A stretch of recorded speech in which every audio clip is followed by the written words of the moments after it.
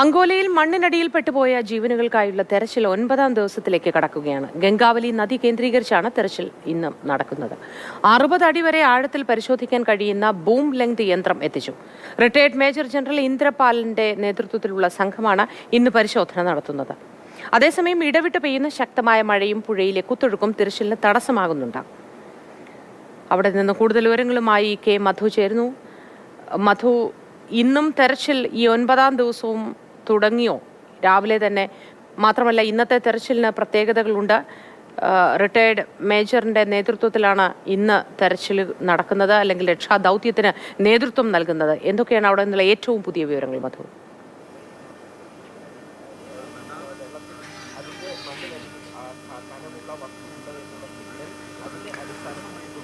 മോദി, അക്ഷരാർത്ഥത്തിൽ മനുഷ്യനും പ്രകൃതിയും മുഖാമുഖം നിൽക്കുന്ന ഒരു കാഴ്ചയാണ് ഇവിടെ കാണാനാവുന്നത് അങ്കോലയിൽ.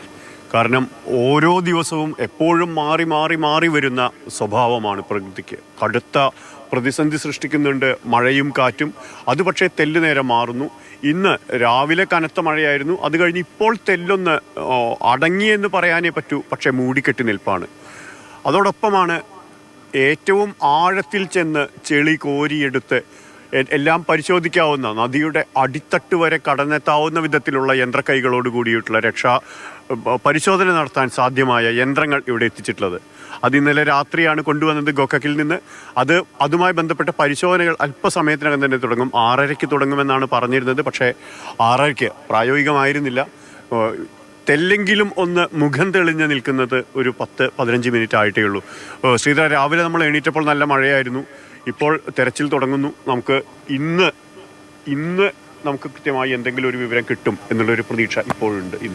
എനിക്ക് തോന്നുന്ന രക്ഷാദൗത്യത്തിൽ ഏർപ്പെടുന്ന സൈനികരൊക്കെ പറയുന്ന ഒരു പ്രധാന കാര്യം, ഇന്നാണ് ഏറ്റവും നിർണായകം. നമ്മൾ എല്ലാ ദിവസവും നിർണായകമാണ് അല്ലാന്നല്ല, പക്ഷേ ഇന്ന് കുറച്ചുകൂടി സാധ്യതയുണ്ട്. സ്ഥല MLA കഴിഞ്ഞ ദിവസം ഒരു സജഷൻ വെച്ചിരുന്നു. നമ്മുടെ രക്ഷാപ്രവർത്തകരും പറഞ്ഞൊരു കാര്യമാണ്, റോഡിന് വലതുവശത്തുള്ള പുഴയോരത്ത് ചേർന്നിട്ടുള്ള ആ ഭാഗത്ത് തിരച്ചിൽ നടത്തണം, പരിശോധന നടത്തണം എന്നുള്ളത്. അതിനൊരു പ്രതിസന്ധി എന്നുള്ളത്, ഈ മുകളിലുള്ള മണ്ണ് മുഴുവൻ പുഴയിലേക്ക്, ആ തീരത്തേക്ക് തട്ടിയിടുകയാണ് ആദ്യഘട്ടത്തിലൊക്കെ ചെയ്തത്. ലക്ഷ്മൺ നായക്കിന്റെ കടയോട് ചേർന്നുണ്ടായിരുന്ന ആ വലിയ കൽക്കെട്ടടക്കം തീർച്ചയായും ആ 12 മീറ്റർ ഉയരത്തിലുള്ള അല്ലെങ്കിൽ താഴ്ചയുള്ള ആ കൽക്കെട്ട് ഉൾപ്പെടെ ആണ് പുഴയിലേക്ക് വീണത്. ലോറിയുണ്ട്, മുകളിൽ നിന്ന് വന്ന മണ്ണുണ്ട്. ഇതെല്ലാം ചേർന്ന് അവിടെ താഴേക്ക് ഇരിക്കാനുള്ള ഒരു സാധ്യതയാണ് കൂടുതൽ ആളുകളൊക്കെ പറയുന്നത്. ഏതായാലും ആ ആവശ്യപ്രകാരം അവിടെ പരിശോധന നടത്തുന്നു. ഇതേവരെ നമ്മളുടെ ഏറ്റവും പോരായ്മ മതിയായിട്ടുള്ള യന്ത്രങ്ങൾ ഇല്ല എന്നുള്ളൊരു കാര്യമായിരുന്നു. പക്ഷേ ഇന്ന് ഗോകക്കിൽ നിന്ന്, ബലഗാവിലെ ഗോകക്കിൽ നിന്ന് ഒരു യന്ത്രം എത്തിച്ചിട്ടുണ്ട്. ബൂം ലെങ്ത് എന്നാണ് അതിൻ്റെ പേര്. ഈ ബൂം ലെങ്ത് ഉപയോഗിച്ച് 60 അടി താഴ്ചയിലേക്ക് വരെ അതിൻ്റെ യന്ത്രക്കൈകൾ കൊണ്ട് പരിശോധിക്കാൻ പറ്റും. അതിന് ഉള്ളിൽ ഏതെങ്കിലും തരത്തിൽ ലോറിയുടെ ഭാഗങ്ങളുണ്ടെങ്കിൽ കൃത്യമായി കണ്ടെത്താൻ നമുക്ക് സാധിക്കും. ആ യന്ത്രം ഇവിടേക്ക് ഇന്നലെ MLAയുടെ പ്രത്യേക താല്പര്യം കൊണ്ട് എത്തിച്ചിട്ടുണ്ട്. അത് ആ പരിശോധനയിൽ വല്ലാത്ത ഒരു പ്രതീക്ഷയുണ്ട്. ട്രക്ക് കിട്ടും എന്നുള്ളൊരു പ്രതീക്ഷയുണ്ട്. അതിനുള്ളിൽ അർജുൻ ഉണ്ടാകും എന്ന് തന്നെ നമുക്ക് വിശ്വസിക്കാം ഈ നിമിഷത്തിൽ. ഏതായാലും ആ പരിശോധനയിൽ ആണ് ഇന്നത്തെ റഡാർ സംവിധാനങ്ങൾ ഉപയോഗിച്ചുകൊണ്ടുള്ള ഒരു പരിശോധന നടത്തിയത്. എന്ന് വെച്ചാൽ ഒരു ശബ്ദം, ഒരു സിഗ്നൽ കിട്ടണം. ആ സിഗ്നൽ ഒരു പക്ഷേ ലോറിയുടേതാണോ എന്ന് തിരിച്ചറിയാൻ പറ്റില്ല. മറ്റേതെങ്കിലും ലോഹ കഷണങ്ങളാണെങ്കിൽ, അല്ലെങ്കിൽ പാറയിൽ തന്നെയുള്ള ലോഹാവശിഷ്ടങ്ങളാണെങ്കിൽ ഒക്കെ അത് റഡാർ അതിൻ്റെ സിഗ്നൽ നൽകും. ഇന്ന് പക്ഷേ അത്തരമൊരു സിഗ്നൽ കിട്ടുകയാണെങ്കിൽ അവിടേക്ക് ഒരു പക്ഷേ മനുഷ്യ കൈക്ക് അസാധ്യമായ വിധത്തിൽ ചെന്നെത്താൻ കഴിയുന്ന ഒരു യന്ത്രക്കൈ അവിടെയുണ്ട്. തീർച്ചയായിട്ടും ആ ഭാഗത്തും, അതായത് ഇന്നലെയും നമുക്ക് റഡാർ സിഗ്നൽ കിട്ടിയിട്ടുണ്ട്. പുഴയിലെ മൺകൂനയ്ക്ക് സമീപത്ത് തന്നെയാണ് ഈ റഡാർ സിഗ്നൽ കിട്ടിയത്. അവിടെയും പരിശോധന നടക്കുന്നുണ്ട്. അതായത് സമാന്തരമായി 2 ഇടത്താണ് പരിശോധന ഇന്ന് നടത്തുന്നത്. ഈ പുഴയിൽ റഡാർ സിഗ്നൽ കിട്ടിയ ആ ഭാഗത്ത് ഇന്ന് പരിശോധന നടക്കും.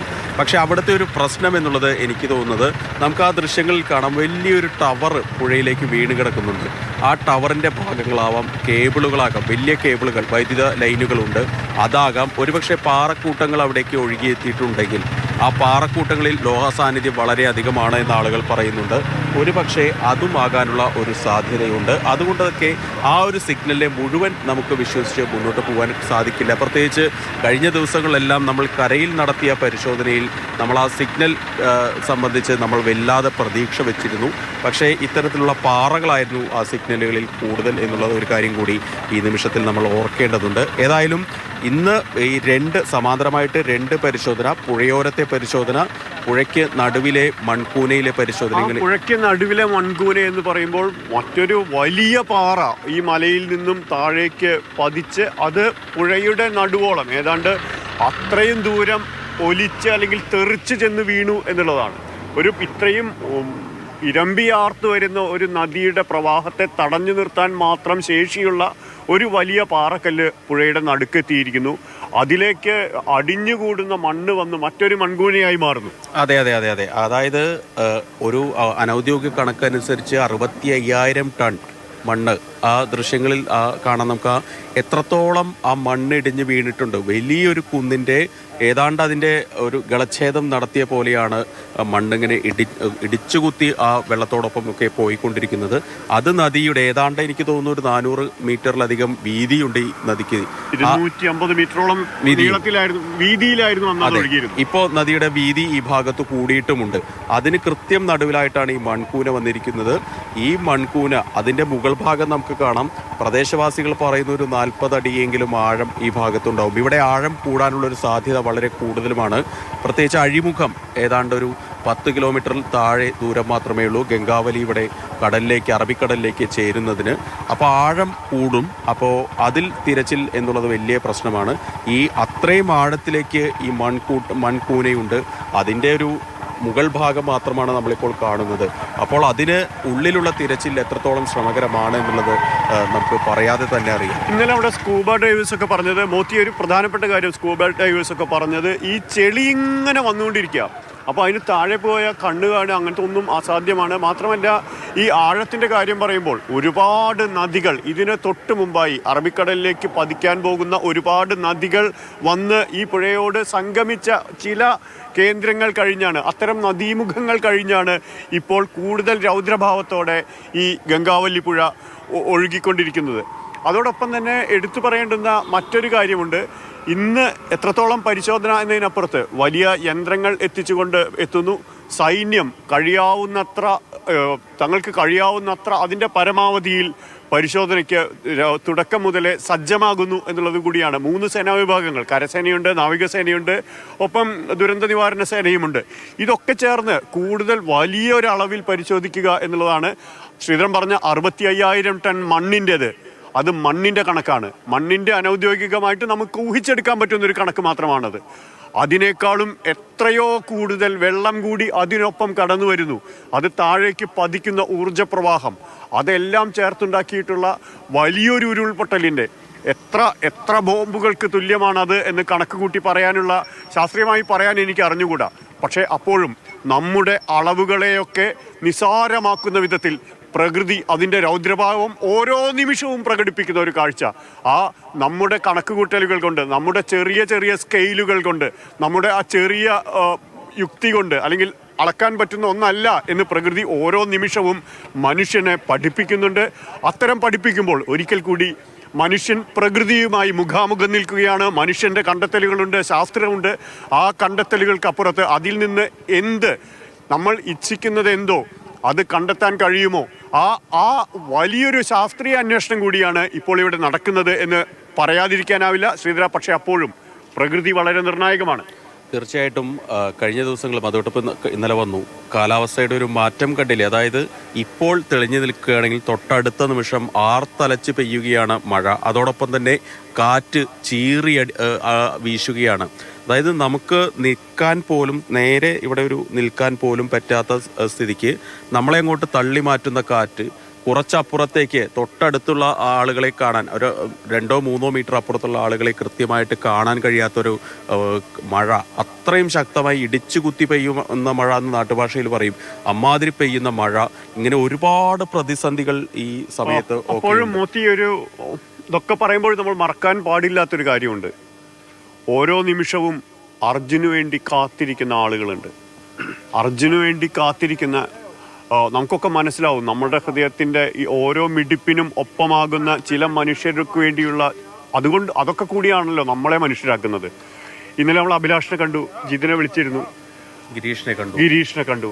അപ്പോൾ അവർക്ക് ഇപ്പൊ സ്ഥലത്ത് ആരൊക്കെയുണ്ട് മധു? അതായത് ബന്ധുക്കളായിട്ടോ അല്ലെങ്കിൽ ഈ രക്ഷാപ്രവർത്തനത്തിനായി നമ്മുടെ നാട്ടിൽ നിന്നൊക്കെ പോയവരായോ മലയാളികൾ അങ്ങനെ സ്ഥലത്ത് അവരൊക്കെ ഉണ്ടോ?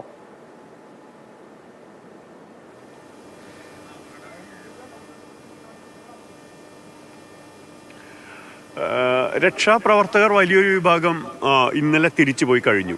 പലരും തിരിച്ചു പോകുന്നു എന്നാണ് ഇന്നലെ രാത്രിയിൽ നമ്മളോട് പറഞ്ഞത്. ചിലർ അതിന് മുമ്പ് തന്നെ പോവുകയാണെന്ന് നമ്മളോട് യാത്ര പറഞ്ഞ് പോവുകയും ചെയ്തു. ഇന്നെന്തായാലും കാരണം ഇവിടെ രക്ഷാപ്രവർത്തകർക്ക് നമ്മുടെ കേരളത്തിൽ നിന്ന് വന്ന അല്ലെങ്കിൽ സ്വയം സന്നദ്ധരായി ഏത് പ്രതിസന്ധികളിലേക്കും ചാടിയിറങ്ങാം എന്ന് പറഞ്ഞു വരുന്ന ആ മനുഷ്യർക്ക് ഇന്ന് ഇവിടെ അത്ര വലിയ റോളില്ല എന്നുള്ളതാണ് വാസ്തവം. കാരണം സൈന്യം സജ്ജമായി നിൽക്കുന്നു. ഒരു മഹാരാജ്യത്തിൻ്റെ സൈന്യം അതിൻ്റെ അറിവ് മുഴുവൻ ഉപയോഗിച്ചുകൊണ്ട് കടന്നെത്തുന്നു. പുതിയ യന്ത്രങ്ങൾ കൊണ്ടുവരുന്നു. അതിൻ്റെ നദിയുടെ ആഴങ്ങളിലേക്ക് ചെളിയാഴങ്ങളെ പിളർന്നുകൊണ്ട് കടന്നു ചെന്ന് എന്തതിനടിയിലുണ്ട് എന്ന് കണ്ടെത്താനുള്ള ശ്രമം നടത്തുന്നുണ്ട് ഒരു വശത്ത്.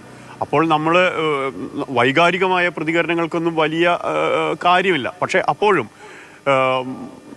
അർജുൻ്റെ ബന്ധുക്കൾ ഇവിടെയുണ്ട്. എല്ലാവരെയും കടത്തിവിടുന്നത് അപ്രായോഗികമാണ്. കാരണം പക്ഷേ ഇന്നലെ ജിതിനെ മാത്രമേ കടത്തിവിട്ടിട്ടുള്ളൂ.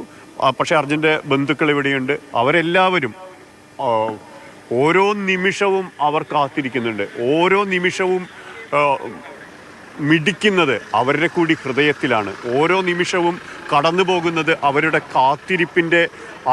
കാത്തിരിപ്പിൻ്റെ നടുവിലൂടെയാണ് ശരിക്ക് ഇപ്പോൾ ഇവിടെ ഈ ഓരോ നിമിഷവും കടന്നു പോകുന്നത്. ശ്രീധരൻ നേരത്തെ പറഞ്ഞു തുടങ്ങിയത് അതാണെന്ന് തോന്നുന്നു.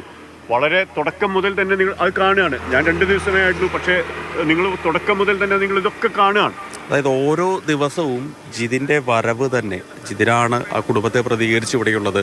അദ്ദേഹം അല്പനേരം ഈ ബാരിക്കേഡിൻ്റെ അവിടെ നിൽക്കും. ചില ദിവസങ്ങളിൽ പോലീസ് കടത്തിവിടാൻ പറ്റില്ല. ഓരോ ദിവസവും പോലീസ് ചോദിക്കും ആരാണ്, എന്താണ്, ഇന്ന ആളാണ് എന്ന് തെളിയിക്കുന്ന രേഖകൾ ചോദിക്കുന്നു. ഇന്നലെ ഏതാണ്ട് 1-2 മണിക്കൂർ അദ്ദേഹത്തിന് ഇവിടെ നിൽക്കേണ്ടി വന്നു. ഇനി ആ ദുരന്ത ഭൂമിയിലേക്ക് ചെന്നാൽ ആ ചെളി പുതഞ്ഞ മണ്ണിലേക്ക് പ്രതീക്ഷയോടുകൂടി നോക്കിയിരിക്കുന്ന ജിതിൻ്റെ ഒരു വിഷ്വലുണ്ട്. ഞാൻ പലപ്പോഴും ആ പ്രദേശത്തേക്ക് പോയപ്പോൾ കാണുന്ന ഒരു കാര്യമാണ്. ഒരു കയ്യും കെട്ടി അദ്ദേഹം ആ ചെളി പുതഞ്ഞ മണ്ണിലേക്ക് വളരെ പ്രതീക്ഷയോടെ തൻ്റെ ഏറ്റവും പ്രിയപ്പെട്ട അർജുൻ തിരിച്ചു വരും എന്ന് ഒരു പ്രാർത്ഥനയോടെ അല്ലെങ്കിൽ ഒരു പ്രതീക്ഷയോടെ നോക്കിയിരിക്കുന്ന ഒരു കാഴ്ചയുണ്ട്. പ്രത്യേകിച്ച് ഈ ദുരന്ത ഭൂമിയിലൊക്കെ ഉറ്റവരെ കാത്തിരിക്കുക എന്നുള്ളത് നമ്മളെ സംബന്ധിച്ച് ആ മനസ്സിനെ വല്ലാതെ ഉള്ളുലയ്ക്കുന്ന ഒരു കാഴ്ച കൂടിയാണ്. അതുകൊണ്ട് തന്നെ ആ ജിതിൻ അവിടെ ഇരിക്കുമ്പോൾ നമുക്ക് കാണുമ്പോൾ നമ്മൾ പലപ്പോഴും അദ്ദേഹത്തിന് പ്രതികരണം എടുക്കുമ്പോൾ പോലും എനിക്ക് അതിലൊരു അനൗചിത്യം ഫീൽ ചെയ്യാറുണ്ട്. അതുകൊണ്ടാണ് നമ്മൾ തുറന്നു പറയുകയാണ്, ജോലിയുടെ ഭാഗമായതുകൊണ്ട് മാത്രം നമ്മളത് ചെയ്യുന്നു എന്ന് മാത്രം. അതായത് അദ്ദേഹത്തിൻ്റെ ഭാര്യ സഹോദരനാണ് എന്ന് പറയുമ്പോൾ പോലും അദ്ദേഹം സ്വന്തം സഹോദരനെ പോലെയാണ് അർജുൻ ജിതിനെ. അതുകൊണ്ട് തന്നെ അവർ തമ്മിലുള്ള ഒരു ആത്മബന്ധം, ആ ബോണ്ട്, അദ്ദേഹത്തിൻ്റെ സംസാരം അധികമൊന്നും ഞാൻ അദ്ദേഹത്തോട് സംസാരിച്ചിട്ടില്ല. പക്ഷേ അദ്ദേഹത്തിൻ്റെ നോട്ടങ്ങളിൽ പോലും നമുക്ക് മനസ്സിലാകും ജിതിന് അർജുൻ ആരായിരുന്നു എന്നുള്ളത്. ഈ ദുരന്ത ഭൂമിയിൽ, ഈ ചെളി പുതഞ്ഞ മണ്ണിൽ അത് നോക്കിയിരിക്കുന്ന ജിതിൻ എന്നുള്ളത് വല്ലാത്തൊരു ഉള്ളുലയ്ക്കുന്നൊരു കാഴ്ചയാണെന്ന് പറയേണ്ടി വരും. ഏതായാലും അതുപോലെ തന്നെ ജിതിൻ ഒരു കണ്ണാടിയാണ്. ഇന്നലെ മധുവട്ടം പറഞ്ഞ പോലെ അവിടെ ജിതിൻ്റെ അമ്മയുണ്ട്, ഭാര്യയുണ്ട്, സഹോദരിയുണ്ട്, ഒരു കൊച്ചു കുട്ടിയുണ്ട്. ഇവരെല്ലാം അവിടെ കാത്തിരിക്കുന്നു, ഒരു കുടുംബം കാത്തിരിക്കുന്നു.